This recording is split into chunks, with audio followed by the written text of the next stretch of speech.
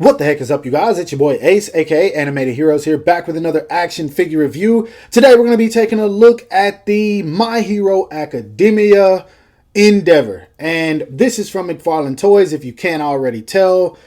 I had a couple of issues with the Mirio figure, so I'm not getting my hopes up for this one. But I do hope that it's a good figure. So that being said, let's go ahead and take a look at that sexy packaging and then bust this figure open and see what it's all about.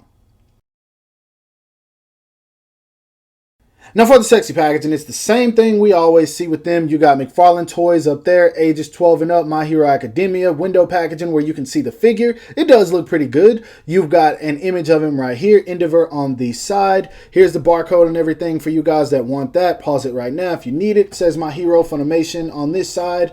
On this side, you got another image of him. It says McFarlane Toys right there. Then, of course, on the back, you have the figure, and it's not really posed, but it says 22 moving parts, yada, yada, yada. And then here is all of McFarlane Toys' social media. So, yeah, let's go ahead and bust this guy open so we can see what's up with it. Now, straight out of the package, here we have the #1 hero, Endeavor, and I'm digging it. In terms of how this figure looks, it looks great. I've said this with several McFarlane figures. They look great. It's usually problematic elsewhere. It's never the look of the figure, but this guy looks grand. I really like this head sculpt. It definitely looks like Endeavor. I love the fact that the flames are translucent enough to where you can still see the skin and everything underneath it. This is just going to look really good in the right lighting. As you can tell, this is Endeavor before he ran into the no move because he doesn't have the scar on his face right there. Really wish they would have did that. That would have been cool, but pretty sure he'll give us another one just to add that scar on it. I really love the texturing and the costume and everything. All these different colors, the blues, the oranges, the whites, the reds, the golds, the yellows, and this right here, this texturing in the suit. I know I just said that, but I really love this. And it sucks that it's, you can see it right here. You can see it right here. You can see that they tried to add it right here. And then in this midsection right here, it's not as shiny when the light hits it, but it is still there, even in like the crotch area. That's not a big bother to me, but I know it will be to some people. You've got the gauntlets on the hands. These don't look too bad. My only issue right now is this little paint splotch right there. I really wish that would have been colored in or painted right, but whatever. This is something I'm kind of used to with their My Hero Academia figures. That's not giving them a pass. It's just me saying that I'm used to it. And the skin tone on the hands does not match the face. For those of you that want to know, the face is a little bit more tan. The hands are a little bit more pale. So yeah. And now I just noticed my first issue, which I think maybe it couldn't be helped. Let's see here. Yeah, his elbows are single jointed.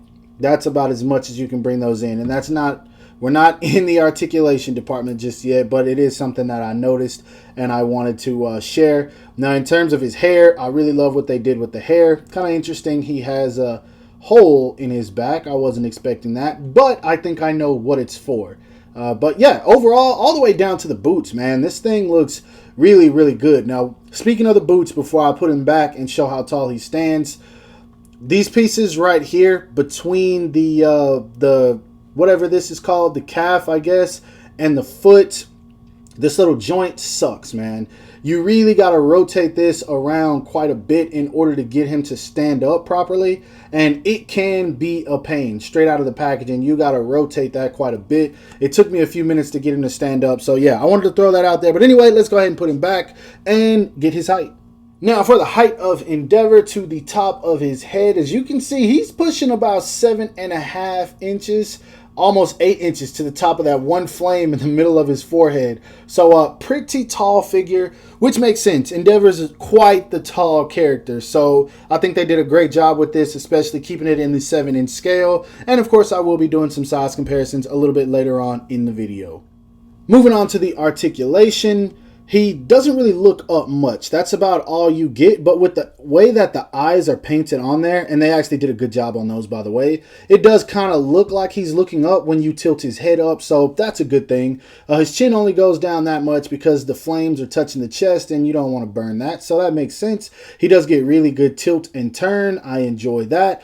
This is not what I was expecting, but I like this. The shoulder piece is actually, it's hard to show, like attached inside this collar piece right here. So when you lift his arm up, it goes up and the shoulder piece just kind of lifts up.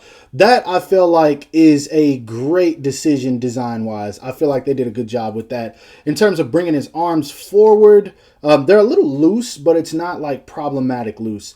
You can bring him forward about that much. He can kind of bear hug somebody if you want him to. I don't know why you would want to. He'll scold him to death. But yeah, he does have a bicep swivel. It's a little tough, but it is there. Like I said, single jointed elbow, so he can kind of flex and show the muscle. His hands, let's see here. I don't know if this is going to come off. There it is. This same little peg right here that they've been using. It's a little tough at first, and I just hit the camera. But yeah, you guys know how this goes. That happens all the time. Let's get his arms out of the way. Now at the chest, he doesn't move as much as I want him to, but he does move. He can lean back about that much, forward only about that much, not too much at all, honestly, but it is there. He can get tilt and turn and all that good stuff. At the waist, you can actually turn him. This is what I'm happy about. I was worried that you weren't going to be able to turn him at the waist, so you will be able to get him in some type of fighting poses. I wish there was a deeper cut in there so that he could lean forward a bit more, but at least he actually can move at the waist. Now, what will make or break the figure for me, he can kick forward. Thankfully, he can kick forward, because if you guys watched the Mirio review, Mirio could not kick forward at all, and that was such a bummer. He can do the splits about that much. Well, no, I was about to say there's no thigh rotation, but there's a little bit. Not a lot, but it is there. He does have double jointed knees. I'm sure you guys can see the pins. There they are. And I'm just opening this, so that's why everything's tough on this figure. But yeah, I give you guys reviews straight out of the box. So yeah, he does have that. Now, as far as the foot goes, this is where things get problematic, because I told you guys earlier this joint sucks.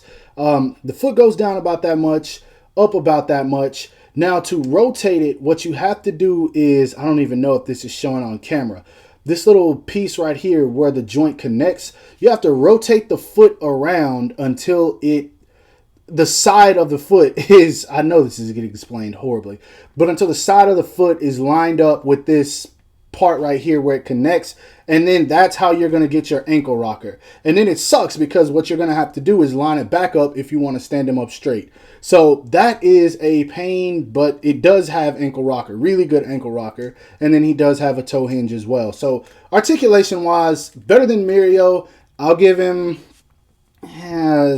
7 out of 10. That'll work. Now moving on to the accessories, y'all already know what I say every time it comes to McFarlane. They're almost non-existent.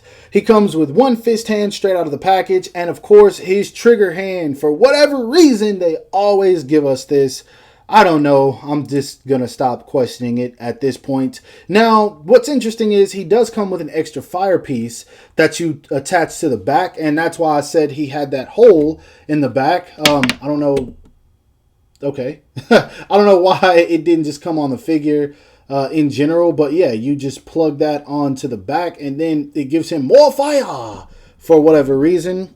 I don't know why I said it like that, but yeah, I don't know the reason for that. I mean, it's cool. It's cool to have, but I mean, I don't know. Yeah, it is there. And then of course, if you put him back, he's probably not going to stand, but you do also get this stand right here because this figure is terrible at standing. So if you want to put him on the stand, then there you go. He's kind of going to lean unless you have the feet positioned properly. But yeah, that's pretty much all you get in terms of accessories. Basically nothing, but who am I to complain? Now for the size comparisons, here he is standing next to all the McFarlane toys that I have available right now. We have the McFarlane Toys My Hero Academia Shigaraki, the McFarlane Toys My Hero Academia Deku. This is with a Age of Heroes statue head sculpt on the body. So yes, it is not the original head sculpt that came with the McFarlane version. And then we do have the My Hero Academia McFarlane Toys Aizawa looking good. All of these scale together pretty well, in my opinion, by the way. Now, in case you want to switch it up and throw some 6-inch figures in there, here he is standing next to the Revoltech My Hero Academia figures that we have. We do have Deku on the left, All Might in the middle, and then we have Bakugo on the far right. Once again, I do think that these scale pretty well because Endeavor's a big guy, and you can see that All Might is still taller than him, meaning that I think this would work fine if you wanted to pose these together.